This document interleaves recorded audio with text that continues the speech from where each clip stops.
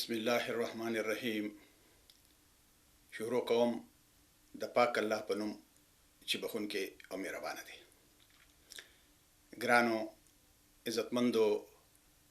درنو مشرانو همزولو کشرانو ورونو خویندو، د خوشحال خان خټک بابا، د میرویس نیکه، د پیرروخان بابا او د لوی احمد شاه بابا بچو، د نازو ابې، د شمسو بیبي او د ملالۍ بې لوریانو او زامنو، د ټولو نه مخکې زه تاسو ټولو ته د لوی افغانستان د غورځنګ ګریټ افغانستان مومنټ له اړخه د زړه د کومې د مینې نه ډک سلامونه، پاکې هیلې او نیکې پیرزوینې وړاندې کوم.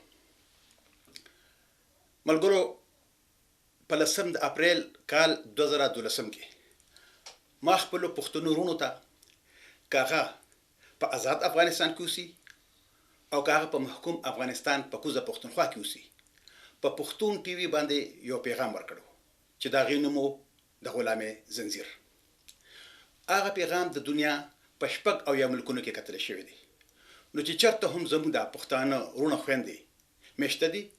نو دوی چې ما ته کوم د مینې نه ډک پیغامونه رالیږلي دي، زما د نظریې په کومه طریقه سره ملاتړ کړی دی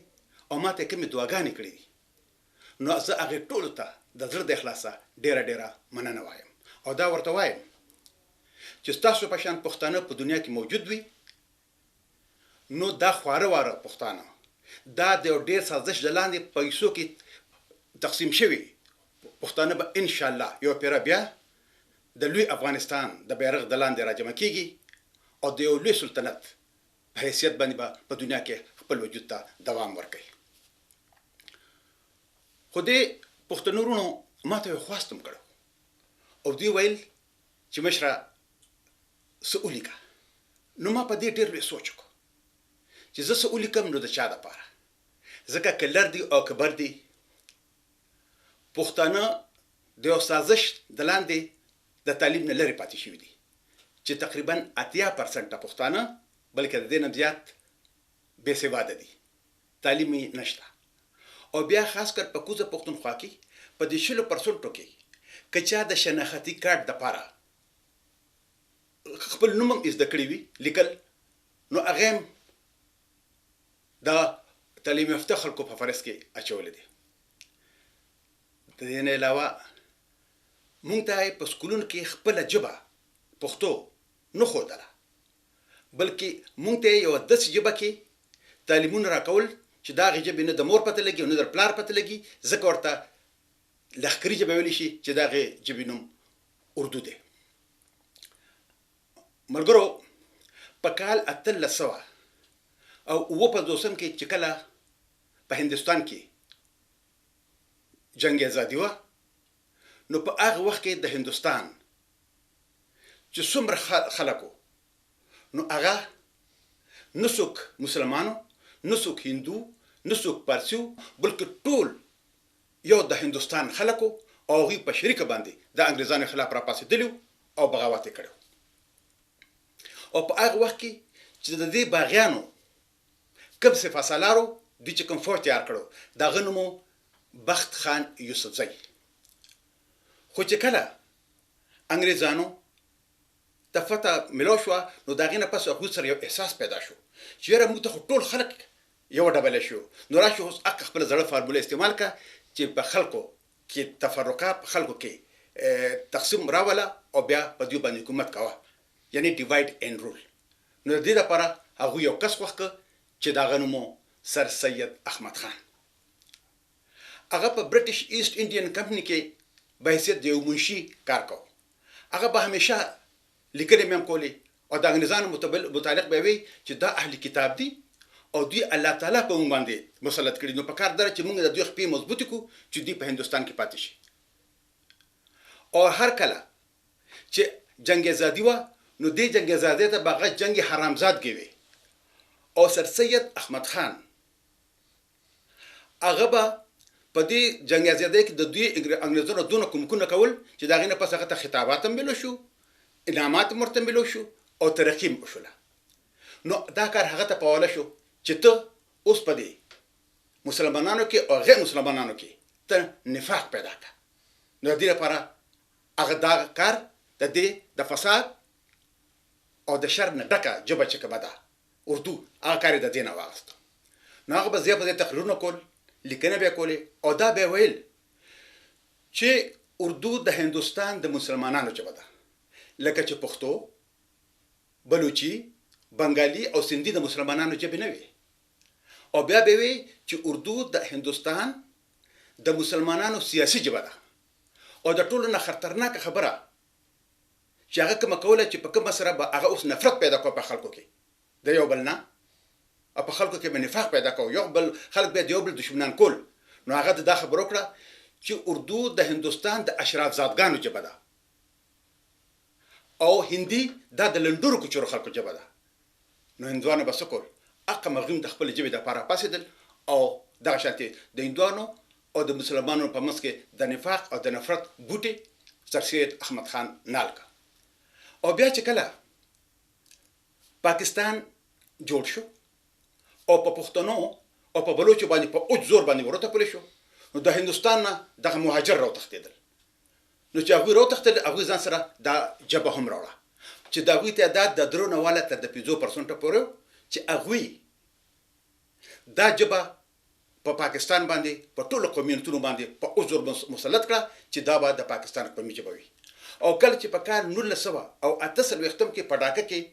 محمد علي جناح کله تقریر کو په انګلیش کې هغه هم اردو نه ورتله، نو هغه پکې دا خبره وکړه چې اردو به د پاکستان قومي ژبه وي. نو هلته چې کومې مظاهرې شوې او چې د خلکو د حکومت او د عام خلکو د عام ولس په منځ کې چې کومې وینې توی شي چې په کې ډېر د طالب علمان مړه شو چې د هغوی یادګارونه اوس هم د ډاکا یونیورسټۍ په میدان کې پراته دي. او بیا د دې د شر او د فساد د ژبې په وجه باندې چې په سند کې کوم فسادات شو هغه هم د تاریخ یو تور باب دی. او د هغې نه علاوه د دې استعماري ژبې په وجه باندې مونږ پښتانه او بلوچونه د خپل تاریخ، د خپل ژبې او د خپل کلتور نه لرې پاتې شو. او کله چې پاکستان جوړ شو نو د هغې جوړېدو نه پس د پنجپیر یو تانیدارو چې هغه د هزار خانې تانیدار ته په پښتو کې خط لیکلو، نو هغه سره چې نور سوچو په هغې زه بحث نه کوم، خو دا هغه ورځ وي چې د خلکو طریقې به په ورځو کې دی او هغه پنشني شو، خو دغه طریقې ونه شوه ځکه چې هغه ډېره لویه عظیمه ګناه کړې وه، ځکه چې خپله مورنۍ ژبه پښتو کې خپل پښتون ورور ته خط لیکلی و. نو دغه وجه وه ملګرو چې مونږ ته په سکولونو او په کالجونو کې خپله ژبه نه خوله، چې مونږ د خپل تاریخ، د خپل کلتور، د خپلو مشرانو نه بالکل بې خبره پاتې شو. او دوی چې به په دې د شر او د فساد په ژبه کې مونږ ته څه خول، نو هغه به راته نه د خپلو مشرانو تاریخ نه خو د پښتنو، بلکې د هغه خلکو تاریخ به راته خو چې هغه د انګریزانو ایجنټانو لکه سر سید احمد خان، سر ډاکټر محمد اقبال او محمد علي جناح. نو ملګرو پاکستان چې جوړ شو نو په دغه وخت کې د هندوستان نه چې د مهاجر راوتښتېدل چې په مدراس کې په سر درد راته وي، زه ورته پاکستان په پېښور کې جوړو چې په لکنو کې یخني کېده وي اور ورته خیبر په څوکه برو لکه چې دونه د خوښ دی نو هلته پاکستان جوړ کړی که نه دا د ګندګۍ ټوکرې زموږ په سر باندې سلک دی. نو چې دا مهاجر رالل نو هغوی مهاجرو ته او پنجابیانو ته ټول پاکستان په حواله کړه، ځکه چې دا ټول د انګریزانو ایجنټانو.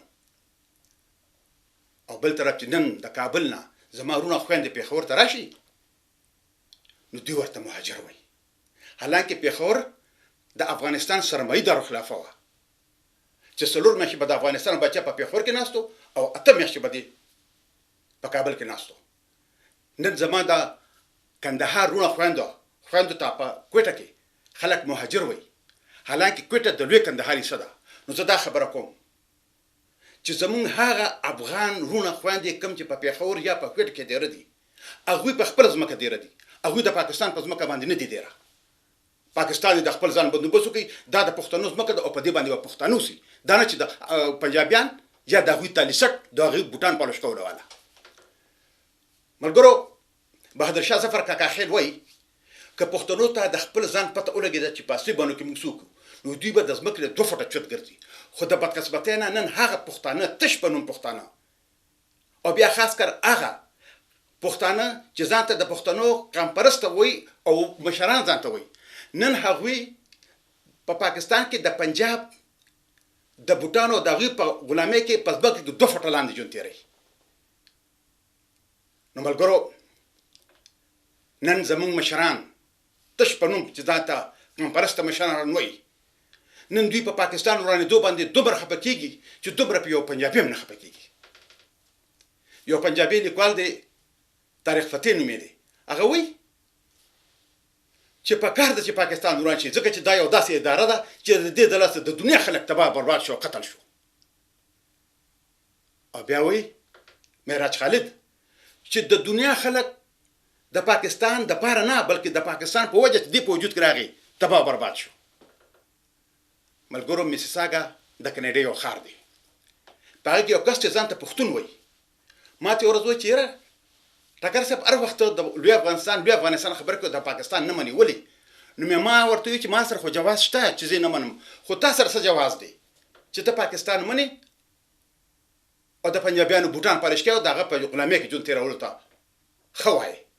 نو هغه ما ته وایي چې ځکه چې پنجابي موږ له هغه نه راکوي. نو ما ته تپوس وکړ، مې دا راته ووایه چې ستا نیکه څوک و؟ وایي هغه د محمد الله جناح ملګری و. نو مې ګوره زه د یو خدای خدمتګار په کور کې پیدا شویم او زما مشرانو ته به وایي چې زموږ د پلار نیکه وطن افغانستان دی، ځکه زه نن په 3مه پېړۍ کې د خپل د پلار نیکه وطن د افغانستان دپاره هلې ځلې کوم. او ته د یو قام خرڅ سړي په کور کې پیدا شوي، ځکه ته نن په 3مه پېړۍ کې خپل ناموس، خپل عزت، خپله پښتو، خپل ایمان، خپله خاوره، خپل وطن په یو بوجۍ غنمو باندې خرڅوي. ځکه خو پښتانه وایي چې د باز د جالۍ نه به د باز بچې پاسي او د ټپوس د جالۍ به د ټپوس بچې پاسي. نو ملګرو، د دې معروضي حالاتو په بنا باندې ما یو فیصله وکړه چې زه هېڅ نه لیکم، بلکې زه هغه ټول تاریخ چې کوم زموږ مشرانو لیکلي د پښتنو متعلق یا دنیا کې عالمي لیکوالو لیکلي، زه هغه په ویډیوز کې بندوم او دا د 5,000 تاریخ تاسو په دې جولې کې ږدم چې وارې پښتنو وګورئ تاسو څوک وې او چاته پاتې شوئ، او بیا هغه وخت تاسو فیصله وکړئ چې تاسو د غلامۍ ژوند تېرول غواړئ او که تاسو د پاچاهۍ ژوند تېرول غواړئ.